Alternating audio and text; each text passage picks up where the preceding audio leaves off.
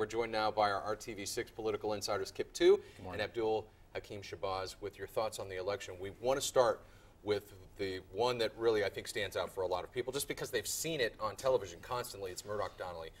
Kip, what do you think about this race as it stands this morning as people are heading out? Well, I think tonight, actually fairly early on, we're going to be crowning a new United States Senator. He's going to be Joe Donnelly.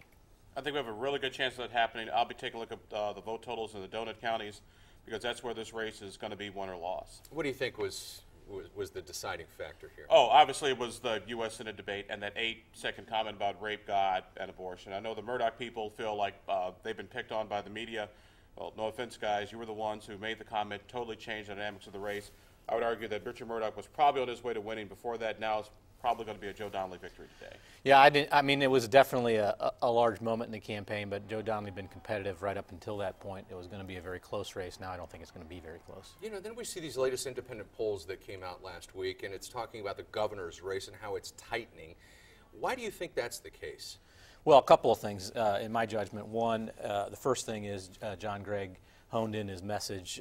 People started to pay attention to the race, and his campaign has been very disciplined and very good the last month of the campaign. He's also benefited, I think, though, from the Murdoch comments. It made folks take another look at the Republican Party in Indiana and realize that it's a Tea Party and that they may not want their governor and the legislature being controlled by the Tea Party. I'll agree with half of that Mike Pence's folks probably did take a little bit of a hit because of the Murdoch comments, but they've been a very disciplined campaign. They've been very organized.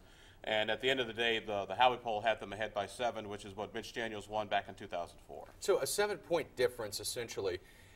I mean, is that a deal breaker? I mean, at 7 points? I call it a win. It was a you week. Call it a win. It was a week ago that came out in the polls, and we saw movement prior to that, and the thing continued to move. I think we're a dead even race this morning. Okay. Well, we're going to keep you throughout the day, throughout the evening, and we'll have much more on this, and we'll be able to analyze all the things as they come in. But it should be exciting, right? Just keep lots of Red Bull around. That's all. That's what we'll do. All right. We'll see you guys a little bit later, and thanks for joining us this morning.